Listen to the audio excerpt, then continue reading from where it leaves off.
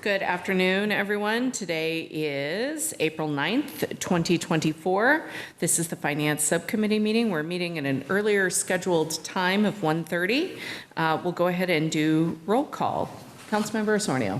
Here. Councilmember Rocha. Here. Mayor Craig is present. All are present. We'll go ahead and go to public comment. Public comments generally are limited to 2 minutes per speaker. I may further limit the time for public comments depending on the agenda schedule. We will go ahead and open now for general public comments on items not on today's agenda. All right, seeing none, we'll go ahead and come back and close public comment. We'll go to consent, ID 24-116, the minutes. If no questions or comments, I'll need a motion to approve. To approve. Second. Okay, motion made by Councilmember Osornio, seconded by Councilmember Rocha. All those in favor, please say aye. Public comment. Aye. Thank you. I'll go out for public comment on the consent calendar. Thank you. Any member of the public wish to comment on consent?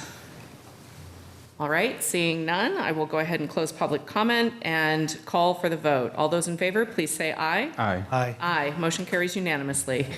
On to the first item of consideration. I did notice we have a packed agenda, and that's why you've given us a 2-hour Finance Committee meeting on the same day as a 11-hour council meeting. So that'll be fun. Here we go. We're going to start off with ID 24-179, fiscal year 24-25 citywide budget update. And we have Selena Andrews, right? Andrews, am I right on that? That is correct. Selena Andrews, our Assistant Finance Director, here to give the presentation. Thank you. Thank you, Committee Chair and committee members. Selena Andrews, Assistant Finance Director. The fiscal year 24-25 budget development process started back in December with a community survey. Since then, staff has been hard at work to produce a balanced budget. We've made revenue assumptions, and we took what the departments provided in their budget submissions while considering the city's liabilities, such as salaries, CalPERS, newly negotiated labor agreements, healthcare, and other obligations like workers' compensation, insurance premiums, and debt payments. The result is that we are facing an initial projected $20 million deficit when balancing our budget with the revenues coming in and the expenditures coming out. The city manager continues to meet with departments to understand all of their important non-discretionary needs. In addition, finance continues to review assumptions for revenues and expenditures. We continue to scrub our numbers to make sure that we get our assumptions as close to as we can as possible. We are very confident that ultimately we will be able to present a balanced budget, but we're still working on it. It is very important that we get this budget right, because if not, in future years, we could be facing some budgetary impacts. With that, staff is available for questions. Okay, I'll start to my right. Councilmember Osornio, questions? Yeah, $20 million deficit, I think is probably where we should start.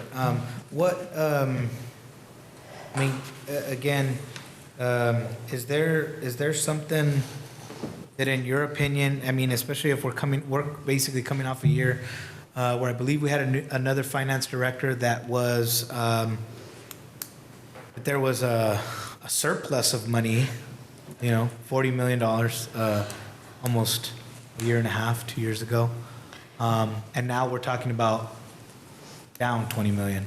So kind of just want to see if we could talk about that a little bit.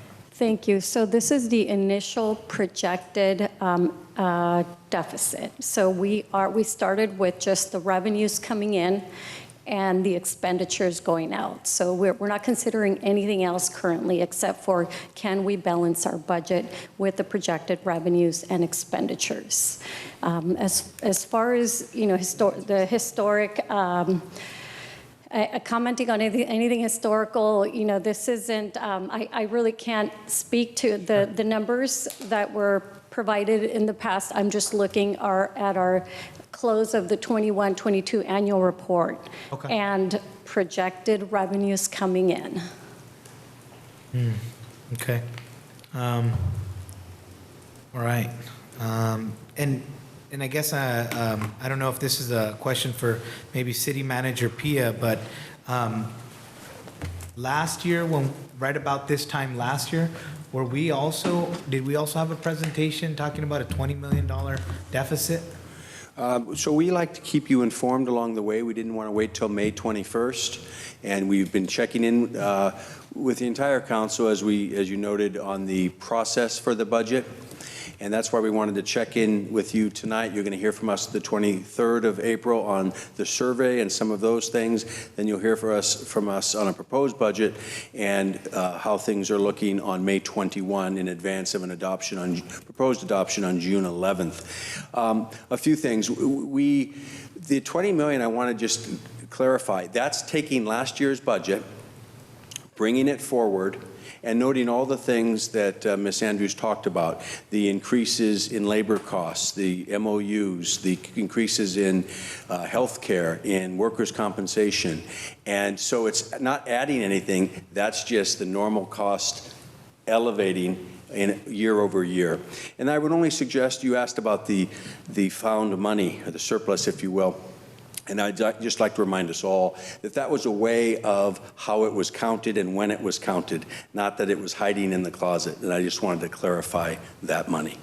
Thank you. But yeah, we were down a little bit to your last question last year. We were down a little bit. We struggled for a couple months. We have made this team, Abe, Yesenia, Ms. Andrews, HR, we have, and all the directors have made progress. We've dialogued a few times with their staff, and we are making inroads, but we wanted you to start at the 20 million number because that's how it started to us, with us, and we are making progress toward that number. Thank you. No other questions. Okay, Councilmember Rocha? Thank you for your presentation. So as we're looking at projected revenues and existing expenses that are creating this $20 million deficit, the city is mainly funded by sales tax, transaction use tax, property tax, utility users tax, franchise fees, business license tax, and other revenues. Of those revenue streams, which of them are declining, which of them are maintaining consistent, and is there anything in particular you could point to that is a driving factor behind the deficit? So there are a few things, but also I think the driving factor really is all the increases in expenditures, because revenues are remaining stagnant. They're not increasing at the rate that we were seeing them increase in the past couple of years. Excuse me. Sales tax, we're not seeing it grow as much as it was growing. So we have to take that into account when we make our assumptions, right? We have to be conservative.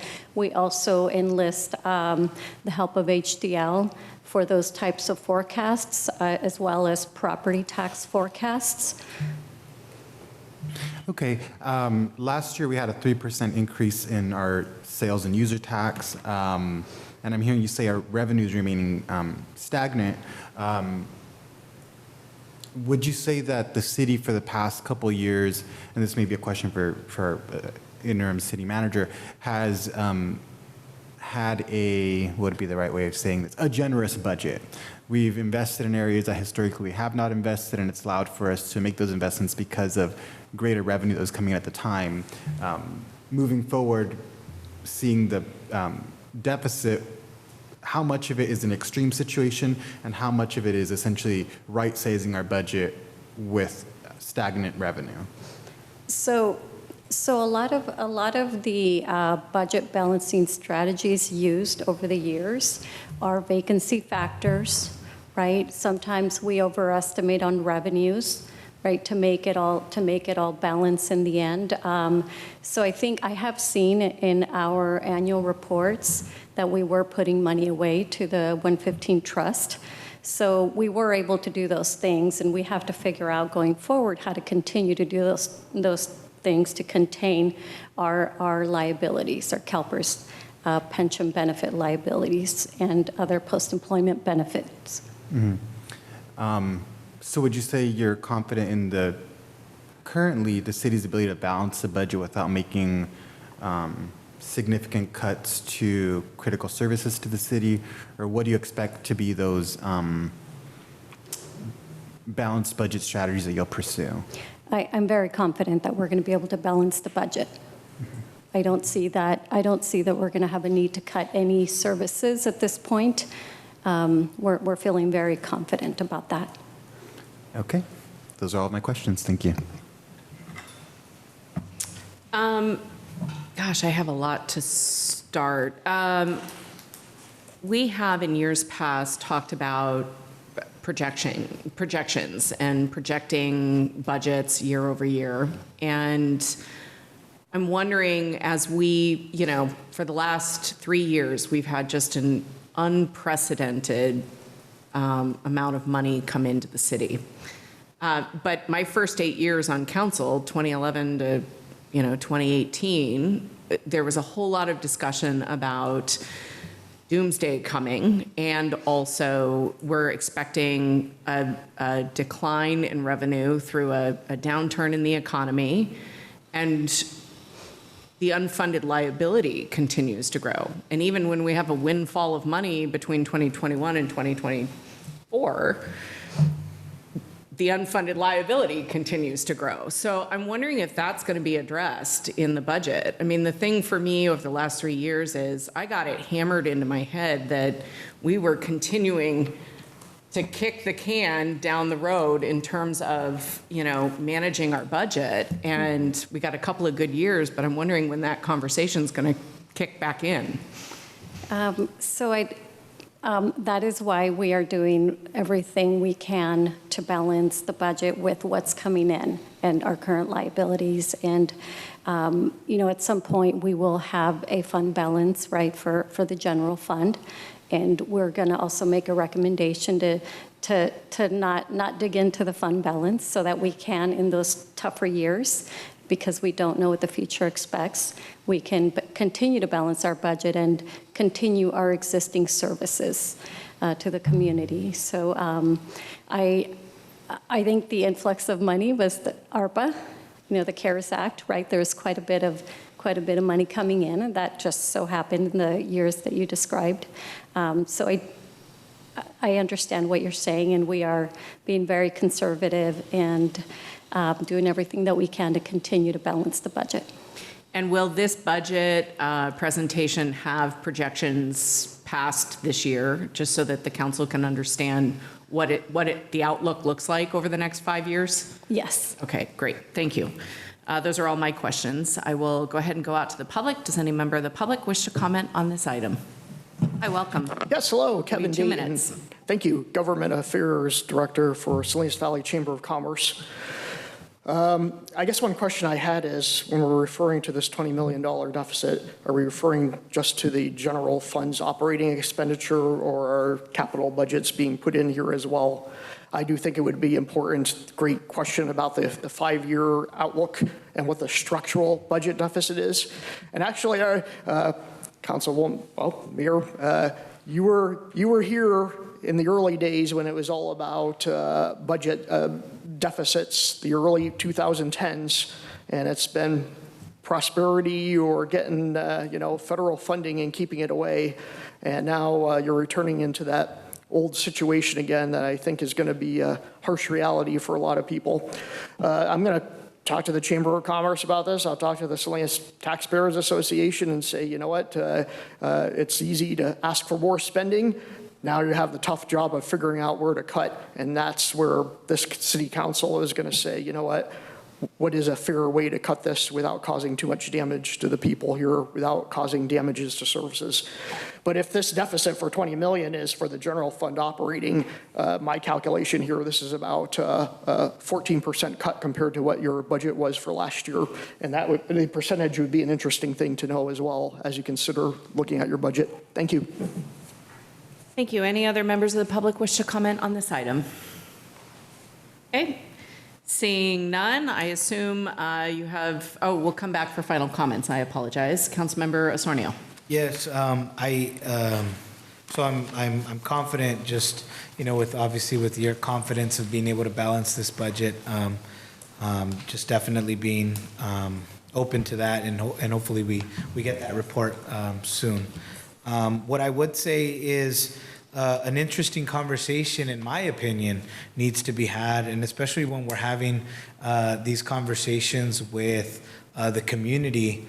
A lot of times they look at it, they look at the pie graph, and they want more from this part to go to that part, or want to see this part get bigger, or don't understand how much money we have coming in and how it gets spent. But I can only imagine going back to the community and being like, you know what, we're 20 million under, and they're looking at their sidewalks, and they're looking at their streets, and they're looking at our parks, and they're looking at different departments, and wanting to get more police officers, and everything that comes around with the budget. And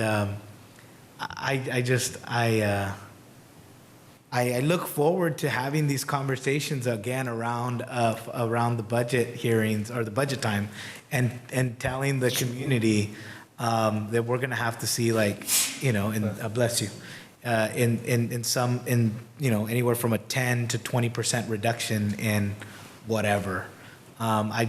Wow, that's interesting. That's my only comment. That I think that maybe including a little bit of this conversation here today into the conversation when we go out into the communities and really look at what the last 2 to 3 years look like as far as spending goes, and kind of like what that looks like if we're going to kind of like have to make things a lot tighter in years to come, and already kind of seeing and having some residents feel like they need more services, more employees, more people.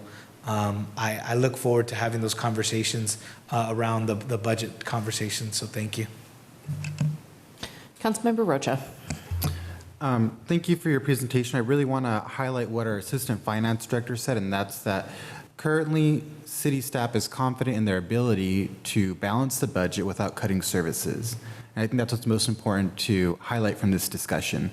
What I will share is, it's my understanding when we got elected in 2020, the newer cohort of the council, the prior council had really expected a significant downturn in the economy. So they budgeted very conservatively, with their projected revenues at the time being far less than what was actualized. So you budget conservatively, you had significant increases in sales tax, particularly that you did not expect previously, which resulted in a significant budget surplus that first and second year. And then in the second year, the finance director identified accounting practice that didn't account for essentially money being carried over in the same fiscal year, which resulted in that additional increase in revenue there.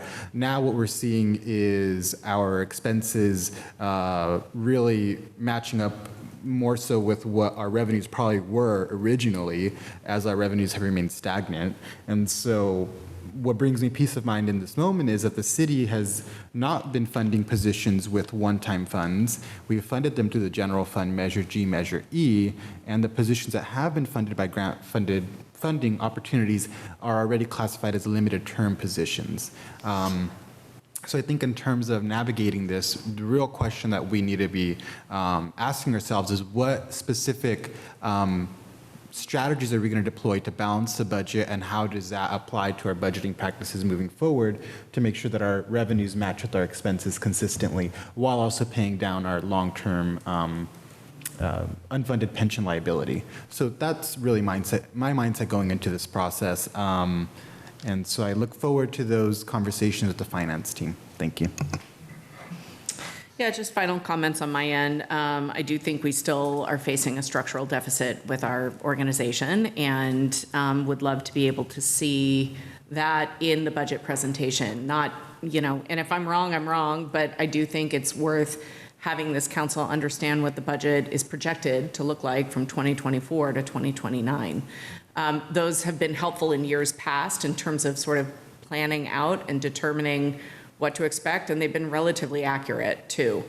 And what it would look like with or without Measure G passing as well. The other thing I just want to, it's more of a housekeeping note, and I know things have been done kind of differently, so I'm on record just making the ask, but that between the introduction of the budget, when they introduce it to the council, And when the budget comes back for adoption, usually staff makes tweaks to it.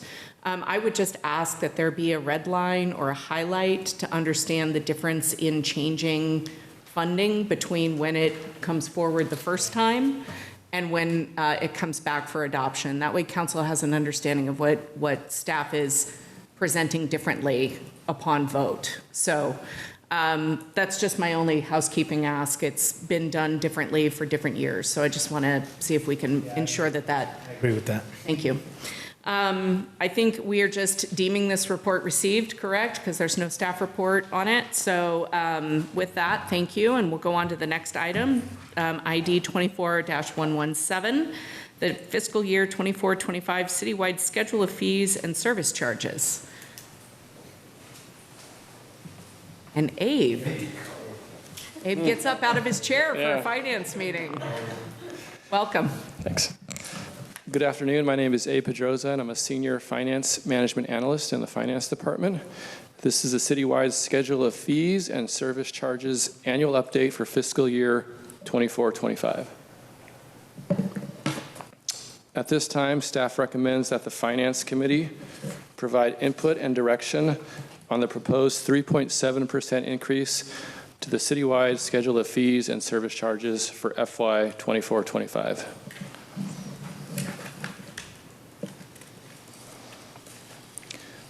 Here's the historical information over the past 8 years regarding the consumer price index increase for the year, staff's corresponding recommendation, and ultimately what council adopted as the increase. For a period of 3 years, from 17-18 through 19-20, the CPI increase was in the 3% range, which is what staff recommended and what council adopted. For FY 2021, the CPI was 3.3%. Then COVID hit and council delayed its decision on any increase until October of that year. Given the uncertainty surrounding the state of the economy as a result of the pandemic, council then decided on no increase for the year at that time. Over the next 2 years, council adopted an increase of 2.5% annually, which differed from the CPI increase and staff's recommendation. Last year, however, for FY 23-24, council adopted an increase of 5.6%, which coincided with the CPI. This year, staff is recommending a 3.7% increase per the CPI.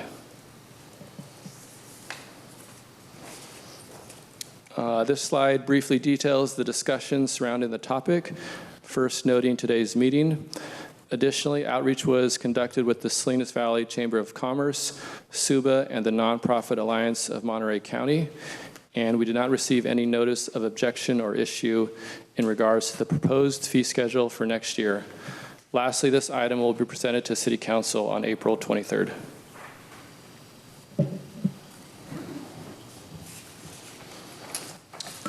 Here's a summary of the proposed changes by fee group. 7 new fees are being added. 51 fees cannot be changed due to mandates, and 68 fees remain unchanged due to the agreement with Monterey County on animal services. Excluding those, 97% of fees have been recommended to be increased by the CPI, while 3% of fees were either increased by a different metric, are unchanged, or have decreased per department discretion as detailed on the screen now in the staff report and on the fee schedule.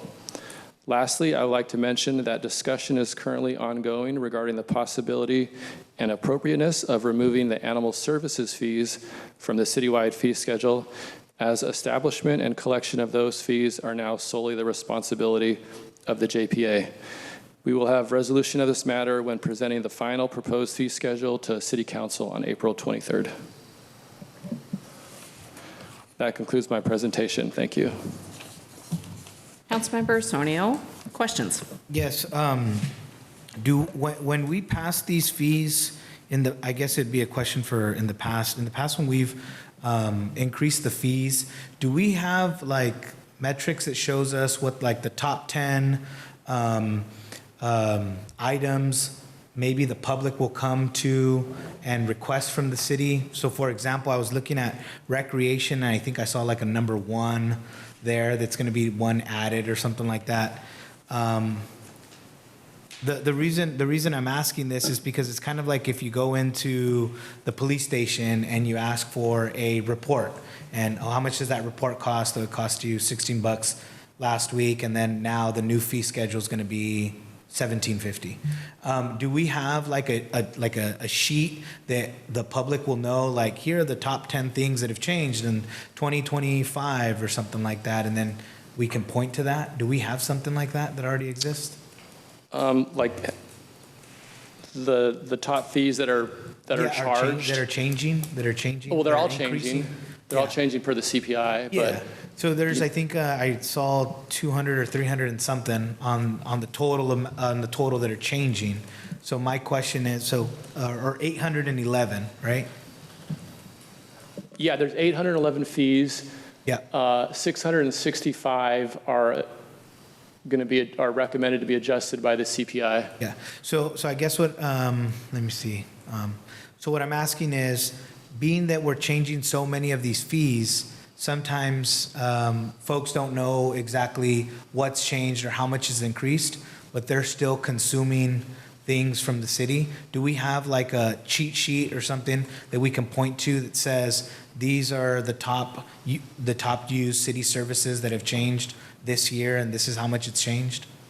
I don't believe we have anything like that. We do post the fee schedule to the website And the fee schedule gives all of them, right? Correct. Okay, Yeah. cool. Okay. I don't have any other further questions. I'll leave some for comments. Okay. Councilmember Rocha. Okay. Just a question on my end. So there's a little bit of inconsistency in the staff report versus the presentation versus, so I just want to get clarification and maybe make sure that before it goes to council that it all lines up.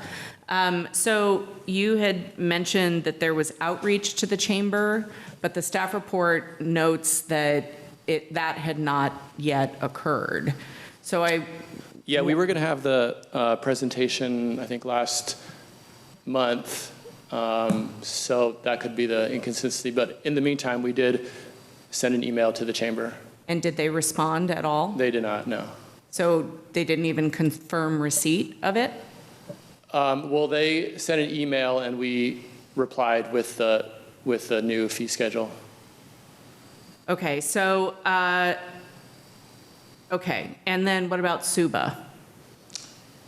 Because the staff report doesn't list SUBA, nor does the PowerPoint on the packet, but it showed that on what you just showed? SUBA replied and said, thank you, and I believe the nonprofit did not reply. Okay. So I'd ask for greater outreach just to clarify that they've received it, and do they have any comments on it, rather than just email them and ask, like email them the staff report.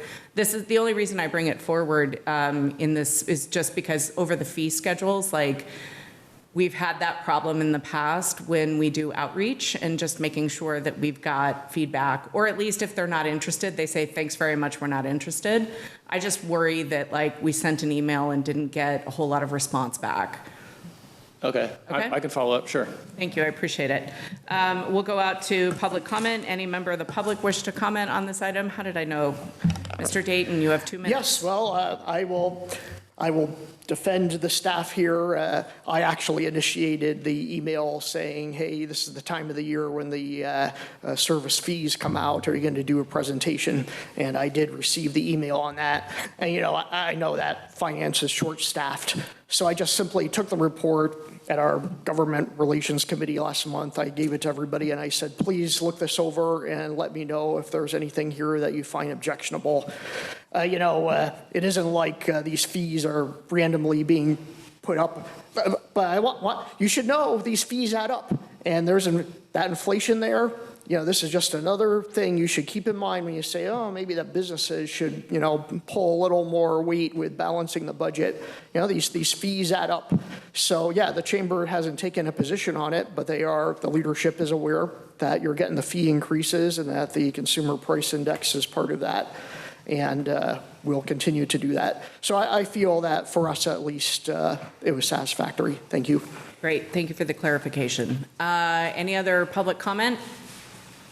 All right, seeing none, I'll come back to council members for final comment. Councilmember Osornio. Thanks, Abe, for running the meeting or helping in putting the meeting together, and then also doing a presentation. Appreciate that.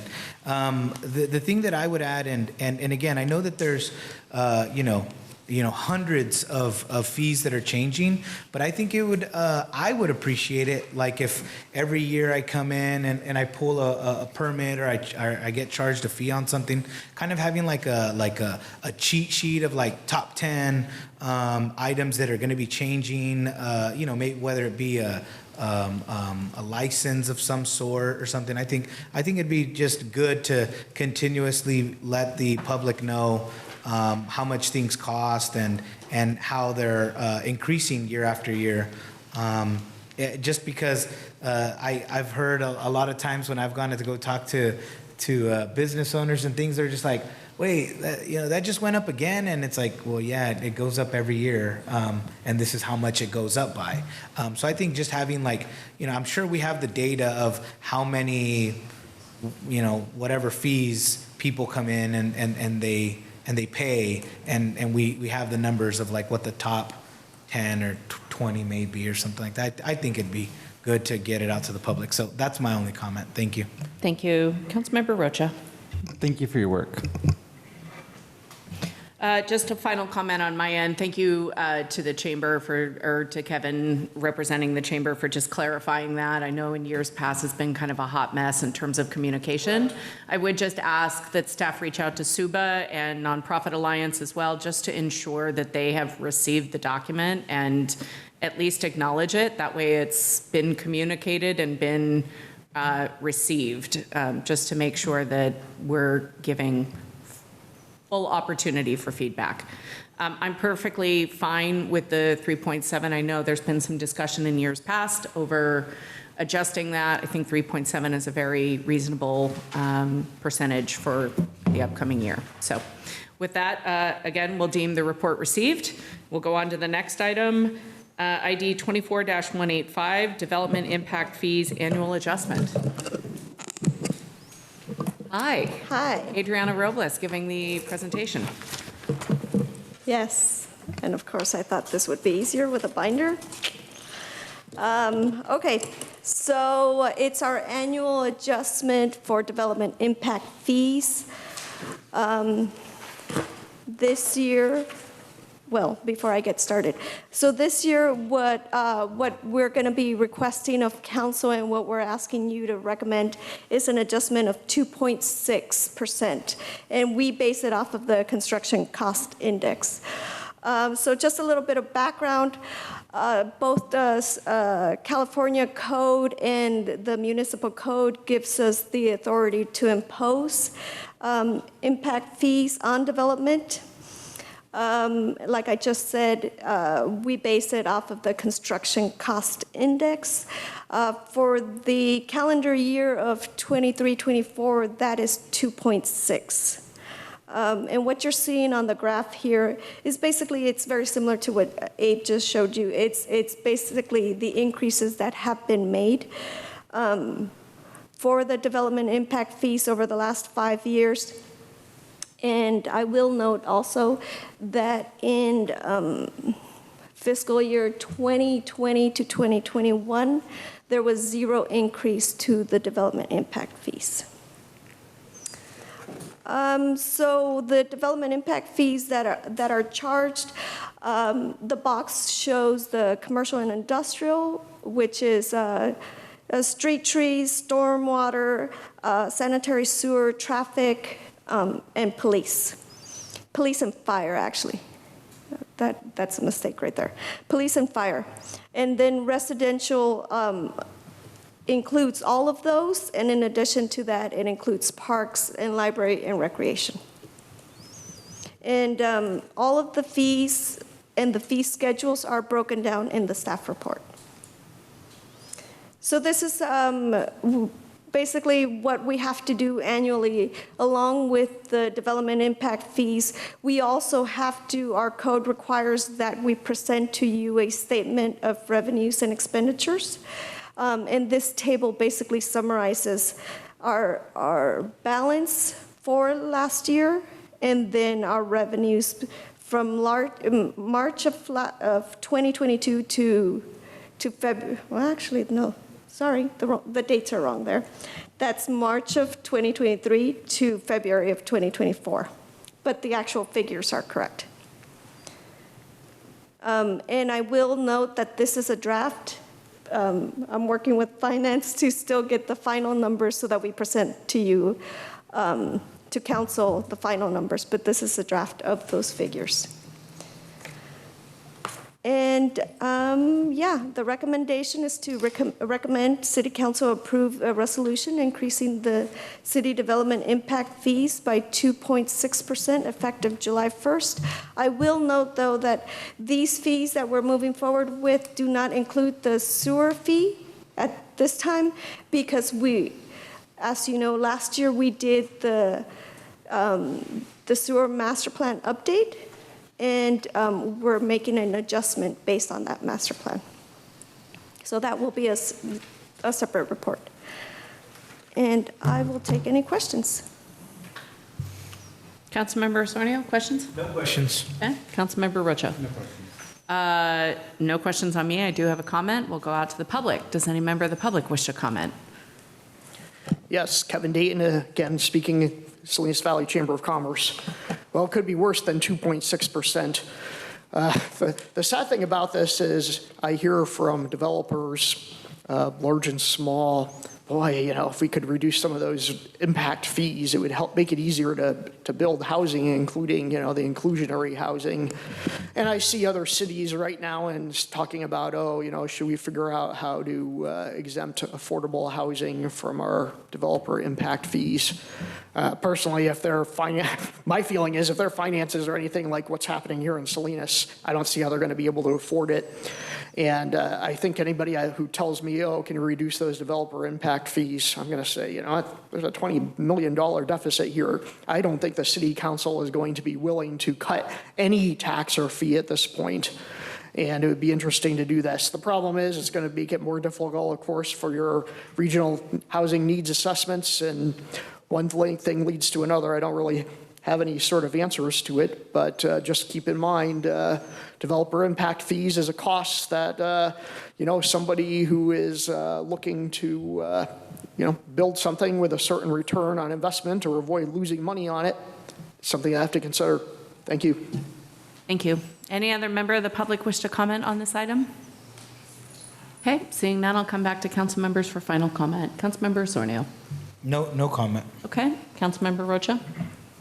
Yeah, this is one of those things to where, as we grow as a city, we have to make sure we're being able to fund the infrastructure needs of our community.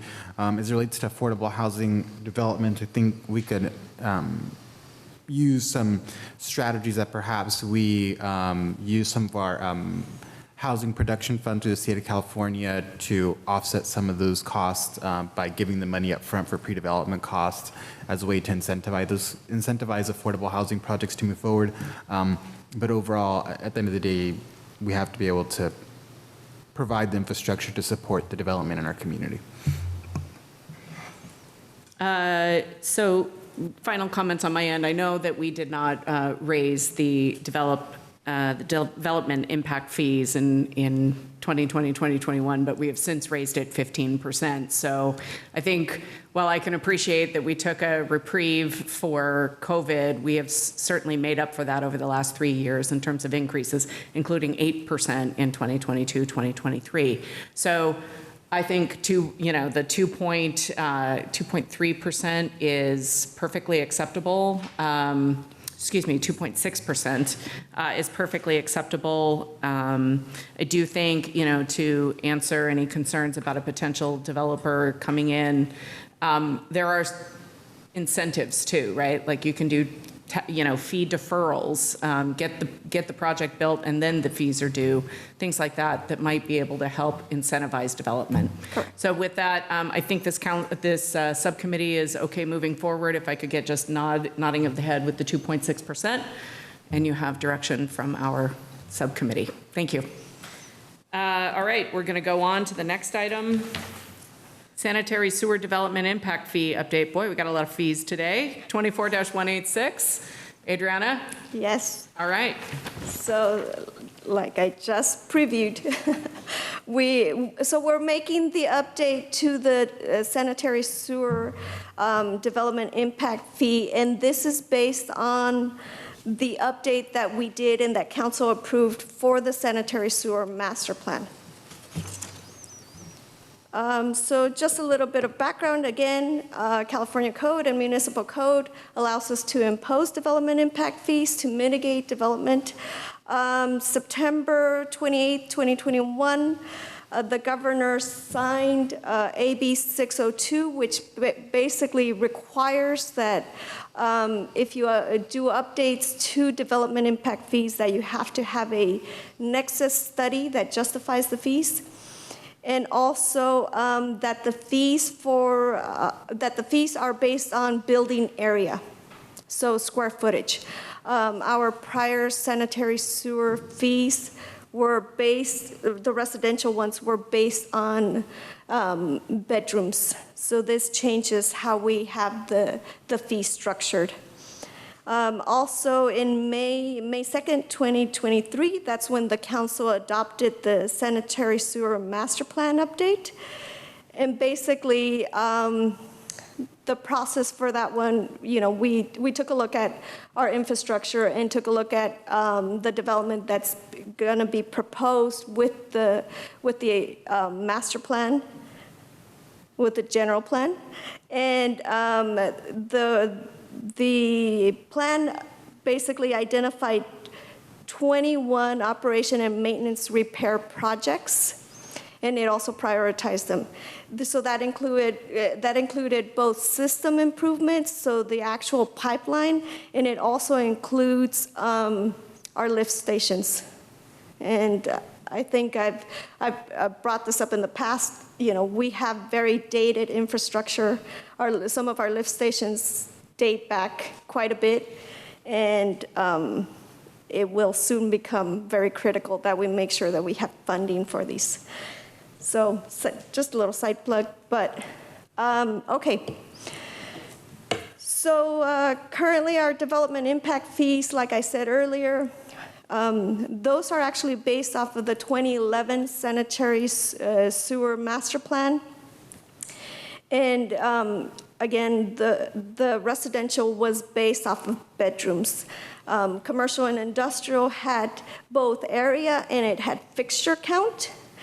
And what we're going to now is strictly just building area. So the goal of this development impact fee update is to ensure that the fees cover and mitigate the impacts. And then also that we want to align the fees with the adopted sanitary sewer master plan. And also that we comply with state law. So what we're proposing is sanitary sewer development and impact fee, residential.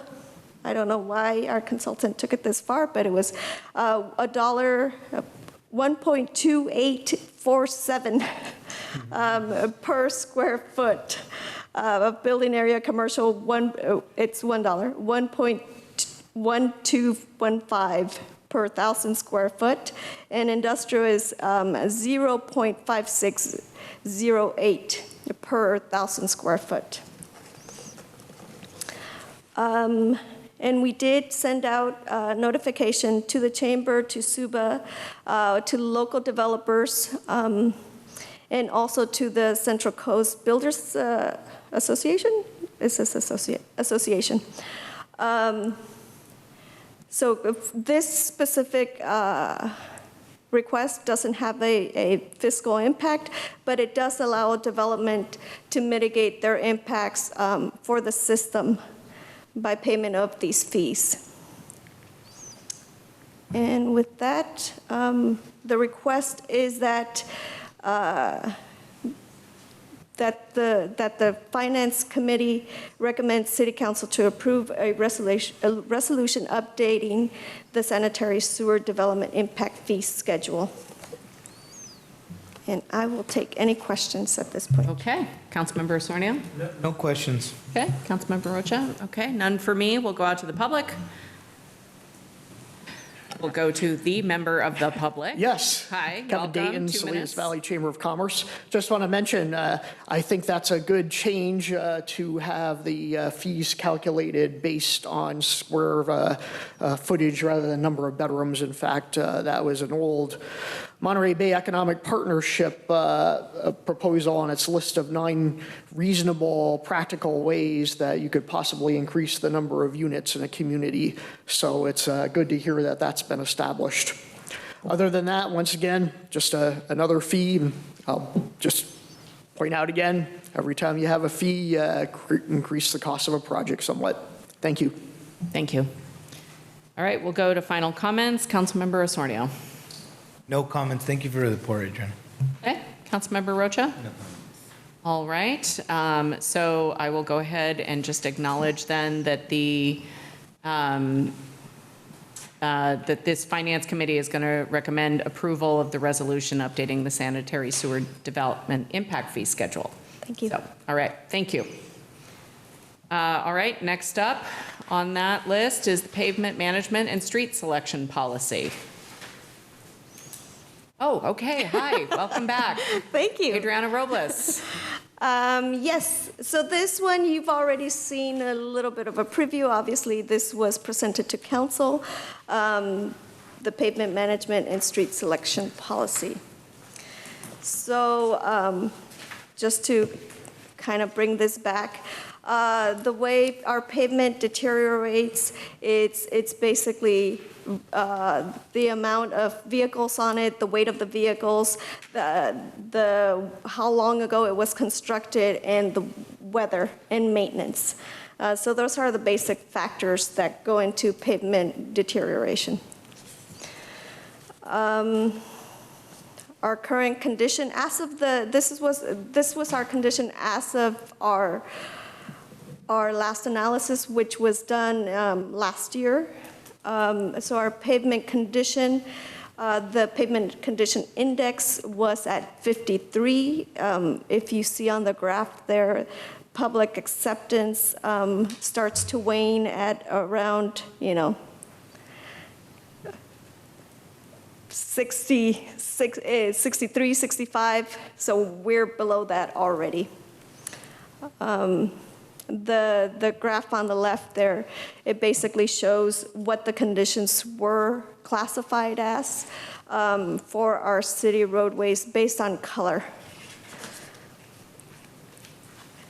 And what we're proposing is basically to manage our pavement. Our strategy for our pavement is really just to address the critical points. So the critical point is basically that point at which if we let it slide a little bit further and don't address those roadways, what happens is now you're talking about a more expensive solution in order to maintain the roadway.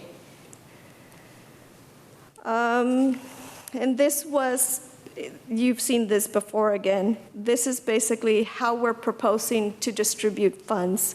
We're talking about taking whatever funding we get and putting 60% of that towards major roadways. So those are the roadways that the majority of the people use, whether it's you're here visiting or whether you live here or whether you just work here. But these are the major roadways. We're proposing 60% to those, 30% to residential, and then 10% as emergency or stopgap maintenance work. And then how this policy is proposing to distribute the funding and to classify, prioritize roadways is basically for major roads, it's we assign a number to the pavement index at the time that we're doing this, and then we take the average daily traffic, and we take what is called a weighted effectiveness ratio, which is that weighted effectiveness ratio points back to that critical, the critical factor.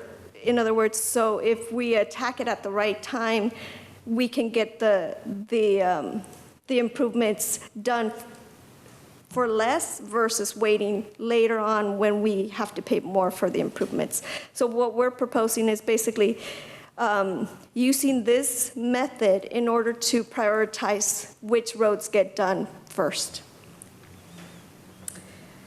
So this, and I think this may have been a question back when we presented to council, the selection for residential streets. So for residential streets, we're proposing 2 phases.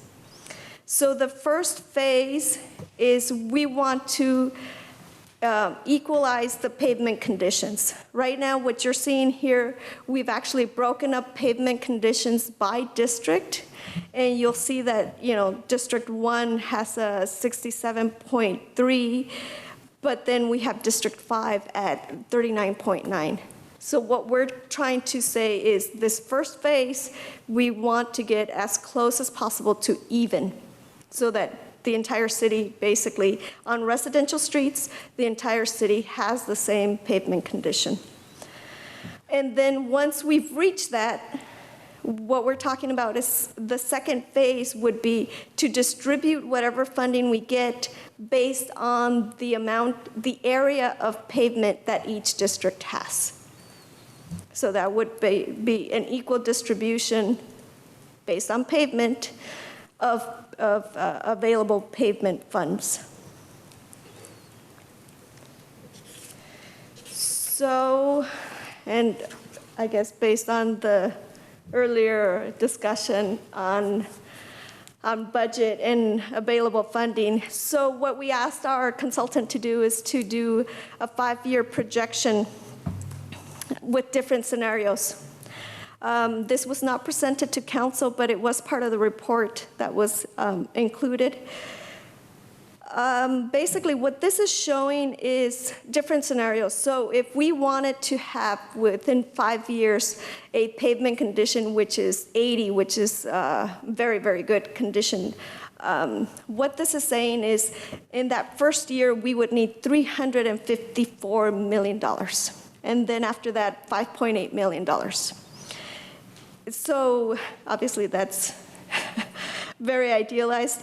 But if we want to even just keep our current condition, which was 53, that would mean an investment of $11 million on the first year, and then, that would mean an investment of $23.7 million per year for pavement.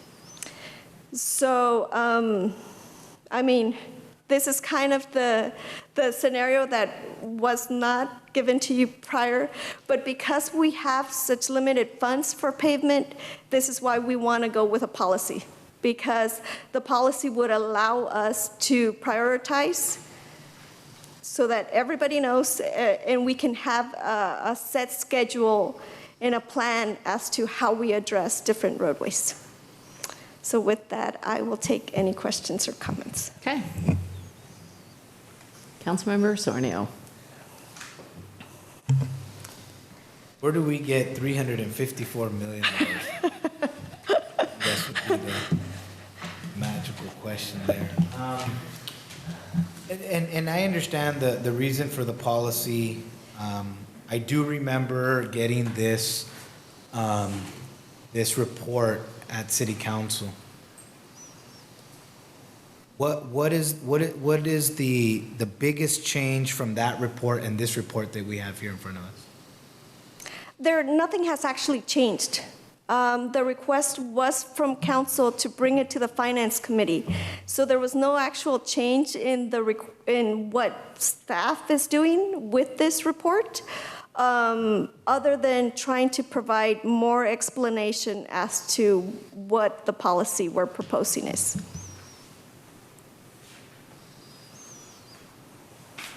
No other questions. Okay, Councilmember Rocha. Thank you. So there are 2 phases to this process. Number 1 would be to equalize the pavement conditions to be at what number? For residential. For residential, correct. For residential. equalize, I remember the conversation being at 50? Well, we estimate that it would be somewhere in that 50 range. Yes, that's where we think it would reach the point where we equalize. And again, this is dependent on funding. So how long it takes us to get there will really depend on how much money gets distributed. And so I'm looking at the PCI score in this staff report, and are you talking about 50 translating to a score of 9? I'm trying to figure out what number you're exactly equalizing it to. 'Cause the Well, weighted we av- don't, at this point, we haven't, you're right, the staff report does not give a goal of what that number's gonna be. We're not gonna get to, everybody says 67.3. Yeah, right. So really what it is some will come down, some will go up. Ideally, what we want is to address the ones that are down, to bring those up. So yeah, it is in the 50 range. Understood. My next question is, so the first phase is to equalize it on residential, and then what's the second phase? The second phase is just to distribute the funds based on the area of pavement within each district. Oh, got it. Distribute funds proportionate to square miles of the district? Well, square footage. Square footage. In reality, that's the way we have it in our, I mean, yeah, it's based on area, yes. Okay. And do you know how long it would take for you to complete the first phase of that project, or of that plan? The phase one, it really depends on funding. So if we're talking about our scenario where we actually, looked at, okay, if you, scenario where we got 11 million one year, which was this last year, thank you, 11 million, but then we we receive 6 million annually, then that looks about like, I think we did a rough calculation where it's like about 30 to 35 years where we finally get to phase one. Understood. So it'd be 30 to 35 years to equalize each of the districts following the first phase of the Correct. program. Okay. And I know we had a conversation about, in terms of, as you're equalizing it and how you're distributing the funds, to make a significant impact, you want to allocate a lot of money to one district, right, in 1 year or whatever it looks like to get that district to be equalized. Say, for example, if you're focusing on District 5, which is at 39.9%. And in one fiscal year, you have $23 million. In order to address that need to equalize, how much do you expect would be given to District 5 that year? Or Well, what would be the breakdown financially? Correct. So if we were to remember, what we're talking about is first we split up the money based on major roads and residential roads. So we would take really just 30% of whatever amount of money we're given, and then that goes to address. So what we're proposing is we're to put together a prioritization list to get us to that phase one. And so, yeah, the bulk of it would be going to District 5.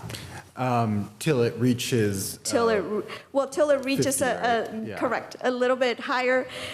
Say in this scenario, just looking roughly at the numbers, we would get that District 5 up, and then we'd go, District 2, bring that up, and then we'd kind of move on to the next ones. Exactly.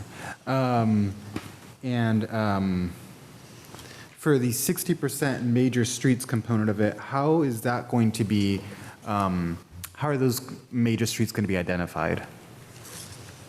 So major streets are the arterials and collectors. So classification, we already have that classification on our roadways. Let me rephrase the question. How will you identify which of the major streets you will focus on that fiscal year? Well, that's the street selection that we are proposing, which is taking the pavement condition index, taking the average daily traffic and then taking the weighted effectiveness ratio. And so what that'll allow us to do is put together basically a list of all the roadways and already prioritize them. And as we receive the funding, we address the roadways. We basically go down the list. As part of that, is there going to be any kind of methodology in place to ensure that one district does not get, like, say, 5 years, where they're the only district that's getting 60% of the funds going towards the major streets? Or is there any way to make sure that the funds are some way, shape, or form distributed throughout the city? Well, when we're looking at major roadways, we're not breaking them up by district because major roadways serve everybody, Yeah. basically. So we're basically saying, and the way that the program works also is it's not like an entire, we don't say Baranda and we, take it all the way from, Right. Westridge all the way to Williams. We don't do that. We take segments. Because the roads change and because there could have been portions were constructed at different times. So our program is set up so that it's in segments. So we'll say, okay, Baranda from this point to this point, and then Baranda from this point to this point. And that's the way we have it set up in our program. So that's the way we analyze it. We analyze it based on segments. And will you create a list of the major roads that you're planning on repairing, say in a 10-year time Correct. period? So ultimately, that's the goal. The goal is to have a published list. And I don't know if you recall, but when we came to council, we basically said our future goals are to, set up a moratorium so that in the future, once we've repaired a road, we don't have a utility company come in and say, hey, by the way, I want to do this. But right now, it's very difficult for us to coordinate with them because we're basically telling them, 2 months in advance, a month in advance, hey, we're constructing this roadway. What work do you guys have to do? For them, it's also, in order for them to plan any future work, they need to be able to know what roads we're going to be going into. So it'll be a lot easier for us to publish a list and say, okay, this year, based on the funding, we're going to work on this, but they already know what the list is. Do you think that once you have that 10-year projection sheet, it will allow you to create an equitable framework towards addressing it? Because then you'll see, these are based on the worst and whatever it may look like, but of those, we could create schedule in place that ensures we are investing in all parts of this. Correct. Understood. Okay. Correct. And doing it in an equitable manner.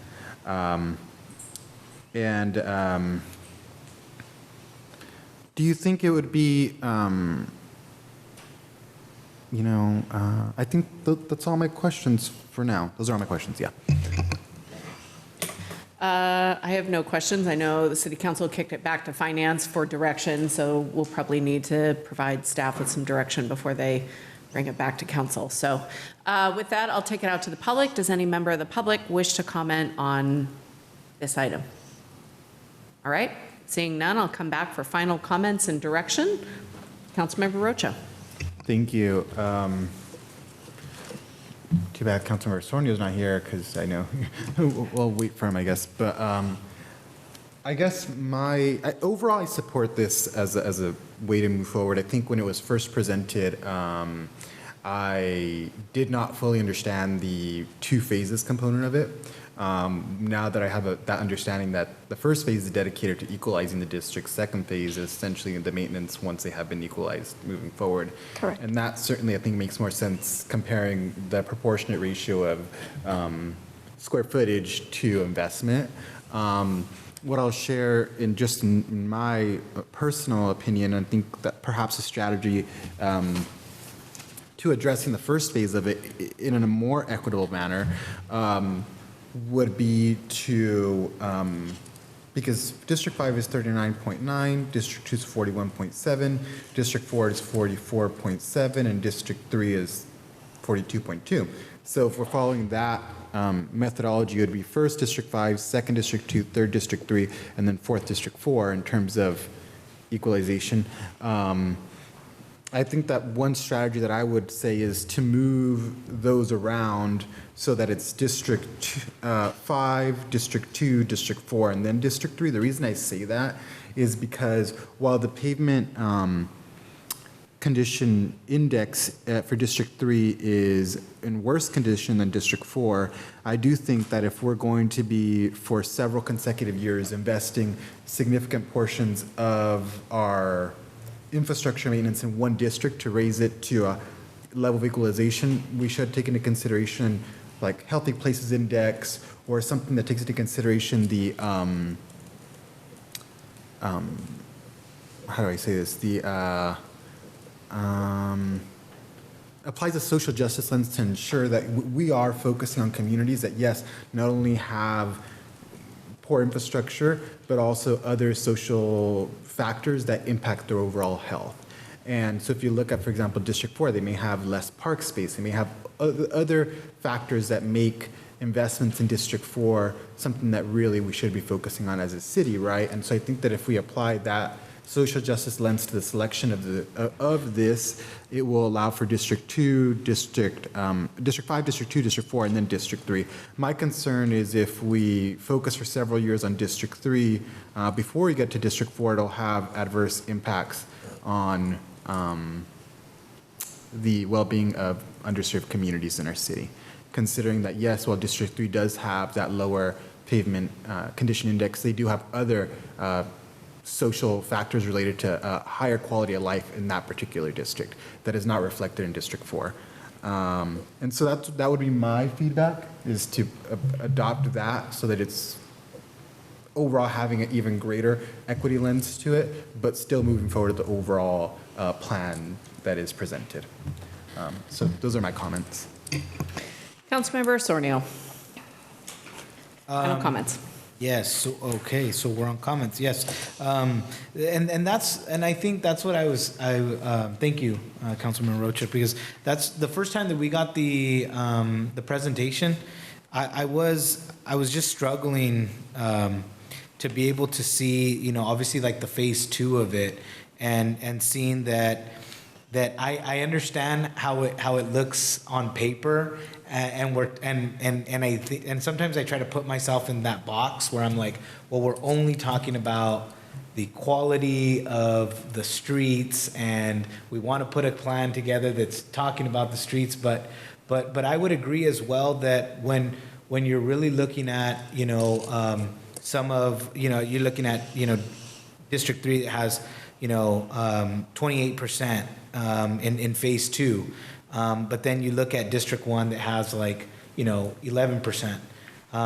or even when you're starting to look at phase 1, and you see that that there are there's different situations going on in each council district, and I know that equity in this is part of putting that plan together, because I remember that from your presentation at council, and really wanting to make it equitable. But I think that those factors also, like Councilmember Rocha was talking about, should also be taken into consideration. I think that it would just overall just make it even just better. Even it's good now, but I think that would be something that I'd be interested in looking at.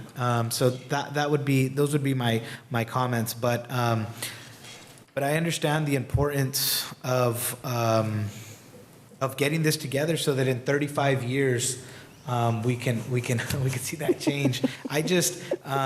Depending on funding. I really think and I forget what news or outlet put it out, the $1.1 billion where I was just like, man, like that is incredible to see. And so again, I not to scare the public, but I think a lot of times when you're speaking to the public, they don't know the $1.1 billion number. Like they're complete. They don't know about it. So being able to bring it towards conversations where we're out in the public and speaking to it. And then again, we're going to be talking about budgeting and how much money do you guys want to see go to infrastructure this year? I mean, those are real conversations that we really need to start having that are just, we're talking to the numbers. So again, thank you for bringing this plan together, because it is very important. So thank you. So I think you've heard direction from the majority of our subcommittee. I tend to look at it a little more equitably because we have put large chunks of money into District 4 on Williams Road for a period of time. And, we've focused on Baranda and put a lot of planning into roundabouts in different areas of the city. So I understand the directive of the majority of this committee. The one thing I would say is that certainly should be applied at the direction of the Finance Committee to residential streets, but I would say we do want to be looking at some of our major artery streets that run east to west, north to south, and to recognize that affects the quality of life of everyone. If, they're on a bumpy road in District 3, but they're coming from the Alisal or they're coming from North Salinas and they have to get to their job on the peninsula, that we're very just conscientious of making sure that major traveled streets in the 60% section of that we're not necessarily breaking that up by district. Because I know, as you said, Adriana, like Baranda covers, I think, 4 districts, or three districts. So just being smart about it. If we're on Baranda and all of Baranda needs to be fixed, fix Baranda, right? So that's just my feedback, but I think you have direction from the majority of council. Thank you. Thank you. All right, last item, annual budget community sponsorship policy. And we have Selena Andrews here. Hi, welcome back. Thank you, Committee Chair and Committee members. Selena Andrews, Assistant Finance Director. The item before you is the community sponsorship draft policy. The motion here is just to discuss and receive input and direction from the committee members today.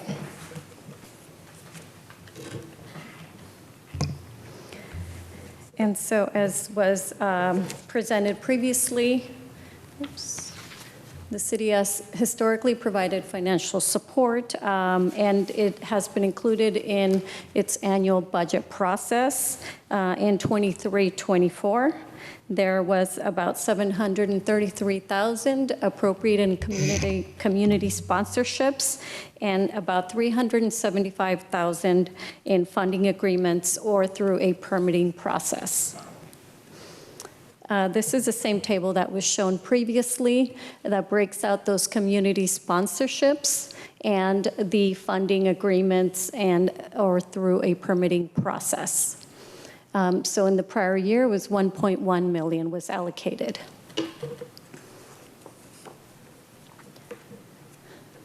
So we have come to either the Finance Committee and City Council for a review of this policy on February 6th. We came to the Finance Committee and feedback was incorporated into the sponsorship policy. And then on March 5th, we went to City Council, and again, feedback was incorporated.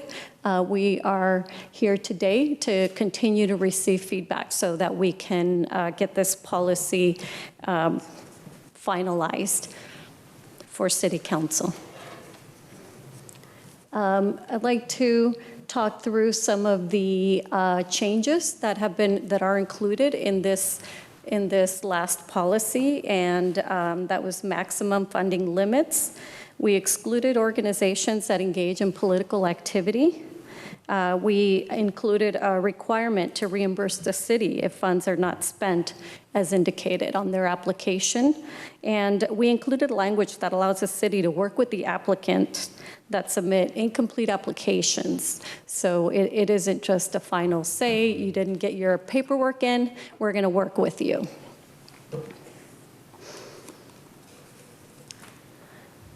And also, next steps.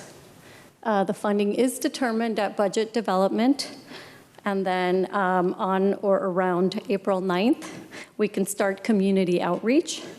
On April 15th, we can begin the application period, open up the application period, and close it on or around May 10th. And then the city manager's office will review applications as they come in. So that's going to be through the period of April 9th and May 10th. And then on May 17th, we think that the city manager's office should notify applicants in writing of their status. And finally, city council can make a final determination on awards, potentially June 11th. With that, staff is available for questions. Okay, Councilmember Osornio, questions? No questions, just comments. Okay, Councilmember Rocha. As part of the discussion, when we went to the city council, there was a question that was posed about how much money would be set aside every year and whether or not that was going to be established beforehand. I had made a suggestion that perhaps 3% of the entire operating budget be the maximum amount that you'll set aside in terms of community sponsorship. Was anything like that ever materialized to identify what the maximum would be? So 3% on top of, on a pretty significant size budget is quite a bit. We did, in the policy, we did identify a $250,000 maximum benefit, and is identified in the policy. Maximum benefit or maximum? I'm sorry, maximum awards. So overall, a total of $250,000 Yeah. can potentially be awarded. Okay, understood. And just for clarification, Community Human Services is not going to be a part of this process, correct? That is correct. We have made, so we've talked through some of that, yes. Understood. And I only say because they're a Joint Powers Authority, which we're a member of, not a community sponsorship. Correct. Go ahead. Thank you, Madam Mayor. I just want to clarify, on the 250 is the maximum for the program, but as you heard earlier, we, as we sit here, don't know if that number will hit 250 this year. It might hit 100,000, but we will give you a recommendation on that. I just wanted you to be Understood. aware. Those are all my questions. Okay, we'll go out to the public. Any member of the public wish to comment on this item? Hi, welcome. Yes, hello, Kevin Dayton, Salinas Valley Chamber of Commerce. I see in this policy revision a few recommendations that the Chamber of Commerce had made that I think makes this better, in particular allowing an applicant to fix their problem rather than having what the Seaside City Council did last year, which was just embarrassing for everybody.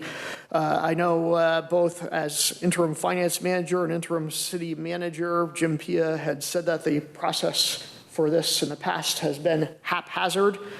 And I think the Chamber of Commerce wants things that are orderly and not haphazard. When things are haphazard, I can't even track what governments are doing for my clients. So I think this is a good improvement. It's going to be clear what everybody has to do now and what's happening. And that's good for the government and for the people. Thank you. All right, we'll come back for final comments and direction. Councilmember Osornio. So I know one of the things that for me was pretty important, especially on the selection process, because I did see the $250,000 in there, and obviously going from, I think it was a little bit over $1 million to going down to the 250. I know that the city manager said that we might not get up to the $100,000, but I mean, being that there was a nonprofit that asked for $1,500 in one of those years, which $1,500 doesn't even pay for some of the biggest permits for some of these really big events. And so again, I'm just going to reiterate that my recommendation is really making sure that I want to make sure that I state that my recommendation is that we make sure that when we know of an application that's being submitted, I understand that it's going to be going through that committee, but I would really like any denied applications to be put on a list and make sure that city council has the last say whether it is going to be declined or not. I see city manager might have some. I know we're in comment time, and Mayor likes to, so forgive me, Mayor, but remember, as Ms. Andrews explained, it'll come back to you after the manager's office recommends something. Okay. So in essence, you do have an appeal right. Now, I certainly don't recommend you adjudicate on June 11th, let's sub in this one for that one, but you ultimately have that say on that amount. And just for clarification, we will have a list of the denied applications. That's fair. We're not going to hide that.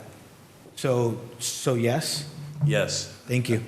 No further comments. Okay, Councilmember Rocha. Clarifying question. What was the maximum award amount for an individual applicant? We didn't set a maximum award. We thought that's something that could be determined by city council. Okay, one thing to consider that we might want to do that. The only reason I say that is because I want there to be some level of fairness for small nonprofits with small requests compared to other organizations, because we have seen requests for $100,000 come in, another one for $2,500. So just to make sure that it's not like two applicants take up all the money, establishing something in place, maybe like a maximum being $50,000 award amount per grantee. That would be my direction, is establishing that. Absolutely, they're all important. Just a couple of comments on my end. The county has a similar program like this. They require quarterly reports. They can be, as long or as short as you want them to be. But I do think a check-in, particularly if we're giving, more than 10 grand, 20 grand, 50 grand to a particular applicant, that we know throughout the year what they're doing with that funding. Even if it's a one-time, and I'll use the example of like Salinas Valley Pride. If we give them $10,000 for, and this is a hypothetical, in fact, I probably shouldn't have named a name because I don't know if this is the case or not, but if we give them $10,000 for an upcoming event in the next year and they don't have that event, how do we, what do we do in terms of managing the funding, right? Mm-hmm. And so the county's policy has always been to have quarterly check-ins. It may be that you distribute the funds over a period of a year. If it's for year-long activities, if it's for a one-time event, certainly it makes sense. But just to make sure that we're not handing out $250,000 and then don't check back for another year. Things like 501c3s get revoked for, non-payment or not filing taxes. And we want to ensure that, that we're being smart with, our legal requirements and not giving a gift of public funds, right? So just making sure that all of those I's are dotted and those T's are crossed. Current proof of active, what's suspended or revoked 501c3, like somebody's going to need to check that. The other part, as I mentioned, was just the checking in and reporting. And it can be, for the $1,500, maybe it's like, this is how we're going to spend it on this date. And then to have them send up a follow-up, here's how the event went, just so we know. And I think that's a good way from this point forward to at least monitor how the community is utilizing that funding. That is absolutely appropriate. Thank you. Okay, thank you. That's it. No further comments, and we will deem this report received. Thank you. Thank you.